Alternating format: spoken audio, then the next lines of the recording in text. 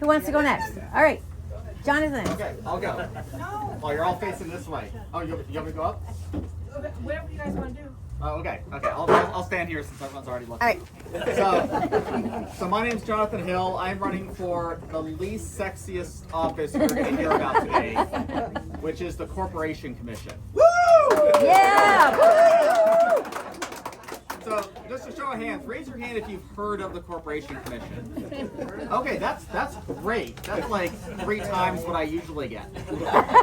So, if you didn't raise your hand, no shame. I'm a lifelong Arizonan. I didn't know what it was until I was almost 40. So, no problem. The quick version of it is that they're in charge of all of your utilities. So, they decide how much you pay for electricity, natural gas. If you have a private water company, which is not the case here in Queen Creek, but in other areas near here it is, they decide how much you pay. They also decide what the quality of service you get is.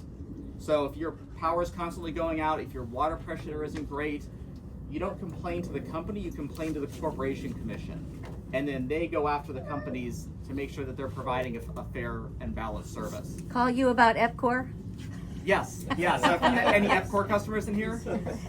A couple? Okay, so they are the ones who are technically in charge of EPCOR. They decide how much EPCOR charges. They are the ones who remedy any issues with the service. Right now, what we're seeing at the commission is, unfortunately, none of that. Right now, of the 5 board seats on the commission, all 5 are held by Republicans, and it's going exactly how you would think it would go. There's no accountability, there's no pushback on any of these price increases, and there's really no pushback on any service quality issues, especially in our more rural areas. You know, if it's not APS, no one's getting any response from the commission. So I'm running to bring back, like I said, accountability and to push back on these price increases. We're seeing double-digit price increases every 2 years for like the last 6 years. Someone has to stand up and say no, that these aren't just, these aren't reasonable, and tell these companies to take a hike. And I guarantee you, if there was a Democratic majority on the commission, you wouldn't even be seeing these proposals because they would know it would be dead on arrival. But instead, they're looking at the current commission and seeing with 5 Republican seats, they can ask for something so outrageous that even 2 Republicans will vote no. And they're still going to win it. They're still going to pass it. So we really need to make changes at the commission. So my background, I'm not really into politics. This is only my 2nd time running for office. My entire career has been spent as an engineer, as a scientist at ASU. So I've worked as a spacecraft engineer on a number of NASA space missions. I got to work on the cute little Mars rovers, a couple asteroid missions, a Jupiter mission that just launched. And that's the expertise that I want to bring to the commission.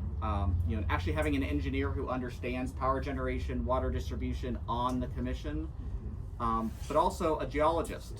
So mid-career, I really fell in love with the science that our missions were doing, and so I switched careers from aerospace engineering to geology and did my PhD.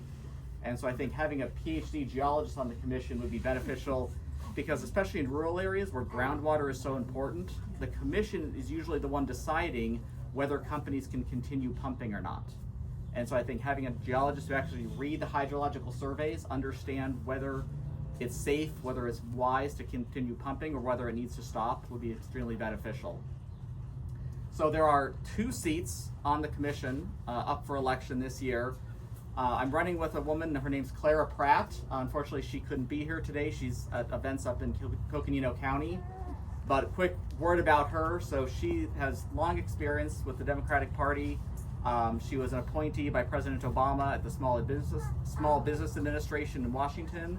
She then went to work for the Navajo tribal government. She herself is a member of the Navajo tribe.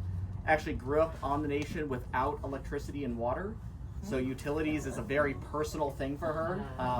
Hopefully you'll get to meet her. You'll get to hear stories about doing homework by kerosene lantern. Wow. In the 1990s. This is not like the 1800s. This is the 1990s. She was doing homework by kerosene lantern because no one was forcing the utility companies to provide service in the super rural areas of the nation. So, and she's also a member of the Democratic National Committee. She's the chair of the Native American Caucus, and she ran all of the tribal outreach for the Biden-Harris campaign in the last election. Biden-Harris and then Harris-Walz. But yeah, she ran their tribal outreach. So we're both running to bring the commission in a different direction. A lot of people have been asking us how much of a difference can we make with 2 seats if we need 3 for a majority? And the answer to that is that even one commissioner has full subpoena power. So even a single commissioner can force these utility companies to turn over all sorts of internal documents showing why they're really asking for these rate increases, so that the public can know what the commission is actually approving. Second is, we can't get to 3 members on the commission until we get to 2 first. So this is, like a football team or a baseball team, this is a building year. We're building that foundation, the 2 members, and so we can come back in 28 and win a majority. Just like everyone else, I really need your signatures as statewide